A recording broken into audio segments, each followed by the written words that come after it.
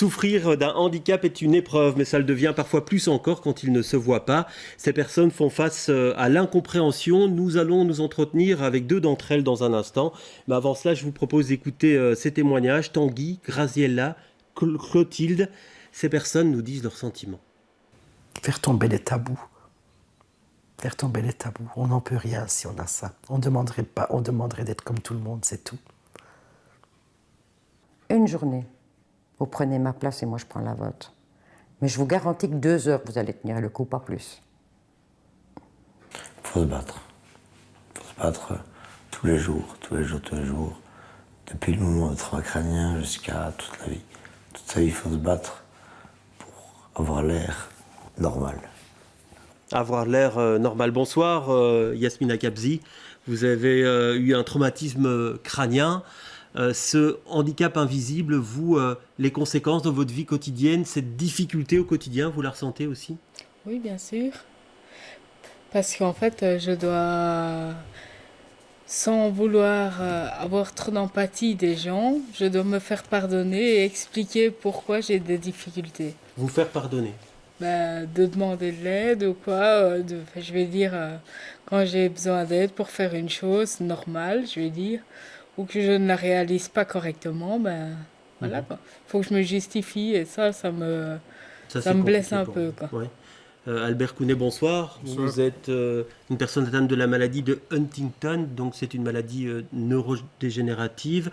Vous avez ce même sentiment-là de devoir dire j'ai un handicap et il faut en tenir compte? C'est un problème très particulier dans le cas d'une maladie pareille, parce que c'est une maladie dégénérative et les gens dans leur milieu professionnel ne peuvent pas annoncer à leur patron j'ai une maladie neurodégénérative, je vais dégénérer et dans 4-5 ans je ne pourrai plus travailler.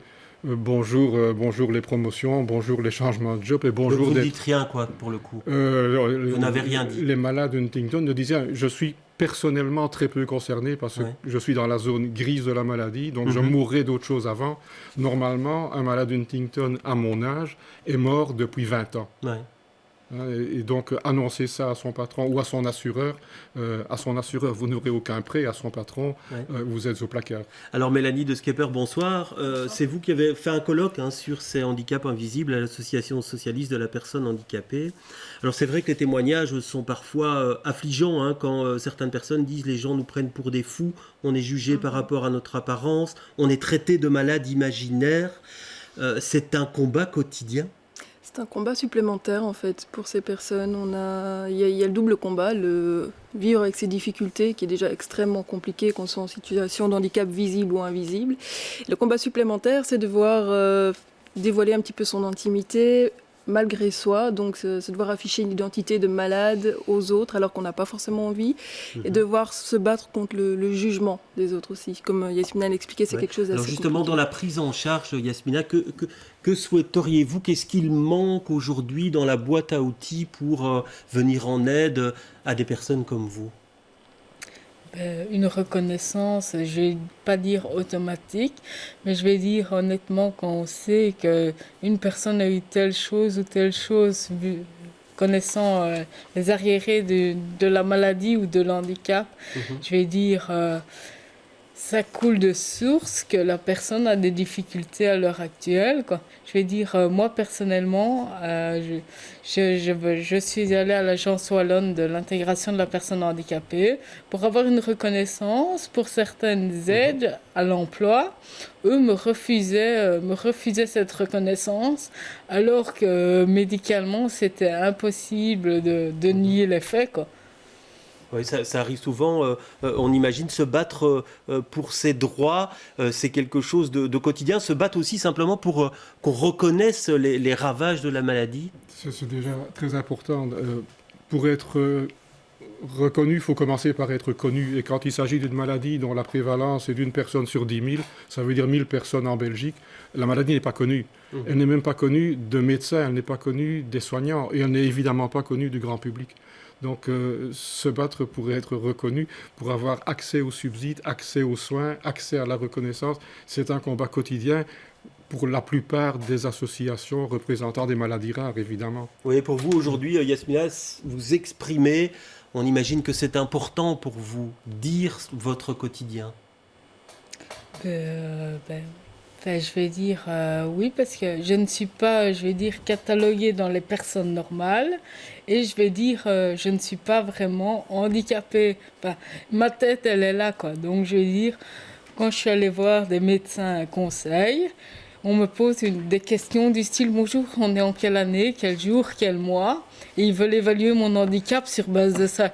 Je dis, madame, s'il vous plaît, ma tête, elle va bien, quoi. C'est pas parce que j'ai un handicap moteur qui fait que je suis... voilà, quoi. Et ça, c'est souvent le cas. La réponse médicale n'est pas satisfaisante. Mais la réponse médicale, parce que les médecins ne connaissent pas... imaginez une maladie pour Bruxelles. Prenons un cas de Bruxelles. Il y a 1 million d'habitants à Bruxelles. Il y a 100 malades Huntington. Il y a plus de médecins que de malades Huntington. Comment voulez-vous qu'ils connaissent? Oui, mais ce que vous me disiez aussi en préparant cette émission, c'est qu'il n'y a aucune structure pour la prise en charge de ces malades. Il y a une structure tout à fait insuffisante. Sur Bruxelles, il n'y en a pas du tout. Sur l'ensemble de la Wallonie, il y a 45 lits pour la Wallonie, 85 pour la Belgique. Sur l'ensemble de la Wallonie, 250 à 300 personnes seraient en situation de ne pouvoir vivre qu'en structure d'accueil. Et il y a 45 lits en Wallonie, 0 à Bruxelles pour une centaine de malades. Donc ça manque vraiment. Oui, alors Mélanie de Schepper, c'est vrai que c'est un combat pour tous les types de handicaps, mais encore plus encore pour les handicaps qui ne se voient pas, cette prise en charge. Oui, tout à fait. Comme le disait Albert Connet, c'est vraiment la question de la sensibilisation et de la connaissance. Donc il y a un gros travail d'information à pouvoir réaliser auprès de tous les acteurs, que ce soit les médecins, les professionnels, le grand public, les proches aussi, qui ont un rôle important à jouer, parfois les personnes elles-mêmes, puisque quand on parle de diagnostic, donc un travail d'information et de sensibilisation extrêmement important, oui. Et donc un travail de sensibilisation. L'avenir aujourd'hui, Yasmina, donc vous avez eu un accident de moto il y a quelques années, c'est ça qui a causé votre handicap aujourd'hui. Comment vous le voyez, l'avenir ? L'avenir, je suis condamnée à rester seule dans mon petit appartement. Dans mon petit appartement, sans personne, quoi. En fait, parce que à l'heure d'aujourd'hui, je suis reconnue invalide. Je vais dire, et comme je vis seule, je suis auto-isolée. Je vais dire, si maintenant je me mettais en ménage ou que je me mariais, je passerais à la charge de l'autre personne. Et moi qui suis passée par des petits trous, j'ai été envoyée en maison d'accueil. Je connais la galère de la vie. Je ne peux pas recommencer tout à zéro. Donc je suis obligée d'avoir cette reconnaissance-là qui, entre guillemets, est peut-être une chance dans ma vie. Oui. Mais je ne peux pas travailler. Alors c'est vrai qu'il y a aussi l'importance d'en parler, l'importance de se rassembler, parce que la solitude, ça peut être aussi un fameux poids pour les personnes qui souffrent de ce type de handicap.